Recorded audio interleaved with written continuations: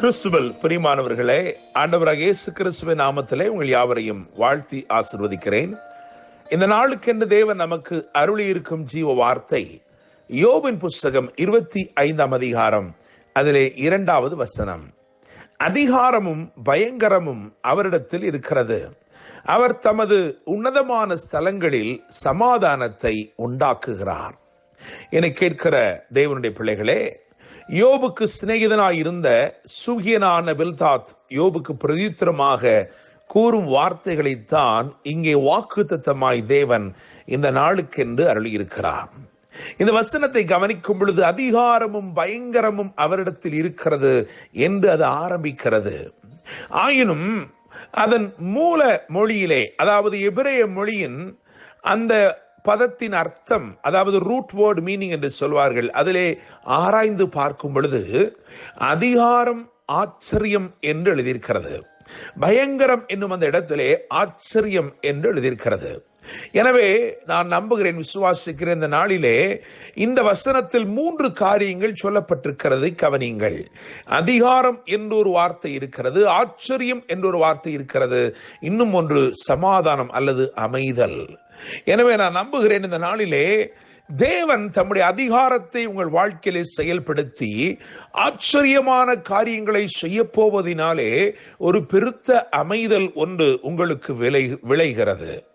என கேட்கிற தேவனுடைய பிள்ளைகளே, எனவே அதிகாரம், ஆச்சரியம், அமைதல் இந்த 3ஐயும் தேவன் இந்த நாளிலே ஒரு பெருத்த ஆசீர்வாதமாய் உங்களுக்குள்ளே கொண்டு வந்து வைக்கிறார். நம்முடைய தேவன் சமாதான காரணர் என்பதை நாம் அறிந்திருக்கிறோம். அவர் சமாதானத்தை கட்டளையிட வல்லமையுள்ளவர் என்பதையும் அறிந்திருக்கிறோம்.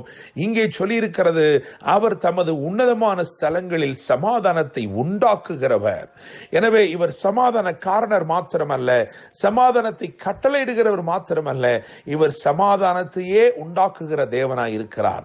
இந்த நாளிலே உங்களுடைய வாழ்க்கையின் எந்த சூழ்நிலையாயிருந்தாலும் அந்த சூழ்நிலையிலே தேவன் இடைப்பட்டு தம்முடைய அதிகாரத்தை செயல்படுத்தி ஆச்சரியமான விதமாய் அற்புதங்களை செய்து உங்கள் வாழ்க்கையிலே அமைதியை கட்டளையிட போகிறார்.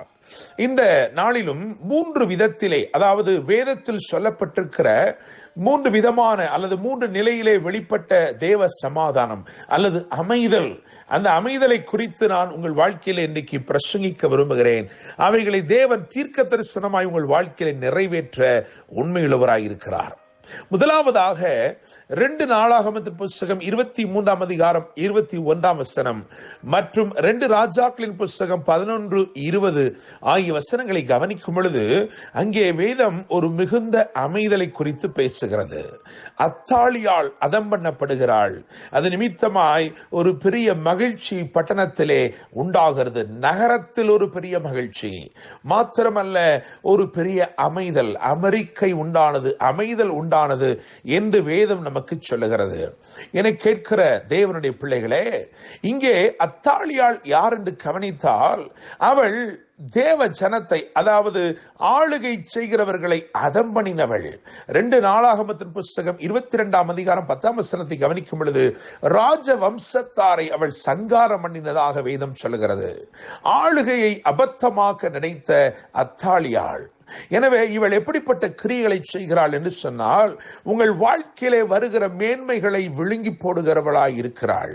உங்கள் வாழ்க்கையிலே நீங்கள் ஆண்டு கொள்ளும்படிக்கு மேன்மையான நிலைகள் உங்களுக்கு உண்டாகும் போது அந்த மேன்மைகளை விழுங்கி போடுகிறவளாய் இருக்கிறாள். இந்த நாளிலே கர்த்தர் சொல்லுகிறார், அப்படிப்பட்ட சகல துர்க்கிரியைகளையும் அப்படிப்பட்ட சகல பொல்லாத கிரியைகளையும் தேவன் அகற்றுகிறபடினால் உங்கள் மேன்மைக்கு நீ தடையில்லை, உங்களுடைய வாழ்க்கையின் நன்மைக்கு நீ தடையில்லை. You will definitely be elevated and be established. நிச்சயமாய் நான் நம்புகிறேன், தேவன் அந்த நாளிலே செய்திருக்கிற அற்புதத்தின் நிமித்தமாய் ஒரு அமைதலை கட்டளையிட்டிருக்கிறார். இந்த அமைதல் உங்களை உயரங்களிலே கொண்டு போய் அமர்த்த போகிறது. 2வதாக சங்கீதங்களின் புஸ்தகம் 107ஆம் அதிகாரம் 30ஆம் வசனத்தை கவனிக்கும் பொழுது அங்கே அமைதல் உண்டானதினாலே சந்தோஷம் உண்டாயிருக்கிறதை குறித்து வேதம் எழுதியிருக்கிறது. மாத்திரமல்ல, நாடின துறைமுகத்தில் அவர்களை கொண்டு வந்து சேர்க்கிறார் என்று எழுதியிருக்கிறது. இந்த 2வது அமைதல் தேவன் அமைதலை ஏற்படுத்துகிறார். காரணம், நீங்கள் தடையின்றி உங்கள் இலக்குகளை அடையும்படி தேவன் உங்களுக்கு உதவி செய்கிறார். You shall surely reach your destiny. நீங்கள் எதை அடைய வேண்டுமோ, எந்த கரையை அடைய வேண்டுமோ, அந்த நாடும் துறைமுகத்திலே உங்களை கொண்டு வந்து சேர்க்கும்படிக்கு ஒரு அமைதலை தேவன் அந்த நாளிலே கொண்டு வருகிறார். எவைகளை அதட்ட வேண்டுமோ அவைகளை அதட்டி, எவைகளை அமர்த்த வேண்டுமோ அவைகளை அமர்த்தி ஒரு அமைதலை தேவன் கொண்டு வருகிறார், கட்டளையிடுகிறார். காரணம், நீங்கள் நாடும் துறைமுகத்திலே உங்களை கொண்டு போய் சேர்க்கும்படி, தம்முடைய வார்த்தையின்படி அறிவிக்கப்பட்ட அந்த துறைமுகங்களில் உங்களை கொண்டு போய் சேர்க்கும்படிக்கு ஒரு அமைதலை தேவன் கட்டளையிடுகிறார். தேவனுடைய பிள்ளைகளே, மூன்றாவதாக மார்க் 4ஆம் அதிகாரம் அதில் 39வது வசனத்தை கவனிக்கும் பொழுது, அவர் காற்றை அதட்டுகிறார், அங்கே மிகுந்த அமைதல் உண்டாயிற்று என்று எழுதியிருக்கிறது. இந்த அமைதல் எதற்காக உண்டாக்கப்பட்டது என்பதை ஆராய்ந்து பார்க்கும் பொழுது, அடுத்து சொல்லப்பட்டிருக்கிற அதிகாரத்திலே தன் வாழ்க்கையை தொலைத்த ஒருவன் இருக்கிறான். வஸ்திரம் தெரியாமல் அவன் இப்பொழுதே வாலிபனாய் இருக்கிறவன் இப்பொழுதே அவன் கல்லறைகளிலே குடியிருக்க துவங்கிவிட்டான். வேத வல்லுநர்கள் சொல்லுகிறார்கள், அவன் பணக்காரனாய் இருந்தானாம், மிகுந்த ஆஸ்தி உள்ளவனாய் இருந்தானாம். ஆனால் பிசாசுகள் அவன் வாழ்க்கையை அலக்களிக்க ஆரம்பித்த பின்பு, அவனை சூறையாட ஆரம்பித்த பின்பு, அவன் சகலவற்றையும் இழந்து, அடையாளம் இழந்து, உருதறியாமல் அவன் இப்பொழுது அழிந்து காணப்படுகிறான். அவன் கல்லறைகளிலே குடியிருக்கிறான். அவன் தன்னை காயப்படுத்திக் கொண்டே இருக்கிறான். ஆனால் வேதம் சொல்லுகிறது, இயேசு அங்கே கடந்து சென்று அங்கே அவனுக்கு மறுவாழ்வு கொடுத்தார். அவன் இழந்த எல்லாவற்றையும் அவன் திருப்பிக் கொள்ளத்தக்கதாய். எனவே நான் நம்புகிறேன், விசுவாசிக்கிறேன், he was able to restore everything. I want to tell you, this day God is going to elevate you and he is going to make you reach your destiny, and also he is going to restore everything that you have lost. நீங்கள் இழந்து போன எல்லாவற்றையும் திருப்ப கொடுக்கும்படிக்கு தேவன் விரும்புகிறார். 3 விதமான அமைதலை தேவன் ஏற்படுத்தி இருக்கிறார். முதலாவது அமைதல் உங்கள் வாழ்க்கையிலே மேன்மையும் ஆச்சரியமான நன்மைகளையும் கொண்டு வருகிறது. இரண்டாவது அமைதல் நீங்கள் நாடின துறைமுகத்தில் உங்களை கொண்டு போய் சேர்க்கிறது.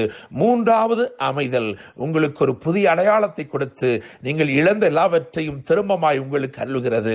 கர்த்தர் தாமே இந்த வார்த்தைகள் மூலமாய் உங்களை ஆசீர்வதிப்பாராக. அதிகாரமும் பயங்கரமும் அவரிடத்தில் இருக்கிறது. அவர் தமது உன்னதமான ஸ்தலங்களில் சமாதானத்தை உண்டாக்குகிறார். கர்த்தர் தாமே உங்களை ஆசீர்வதிப்பாராக. இந்த வார்த்தை நிமித்தம் மேன்மைப்படுத்துவாராக. என்று அன்புடன் pastor Daniel Moses. God bless you.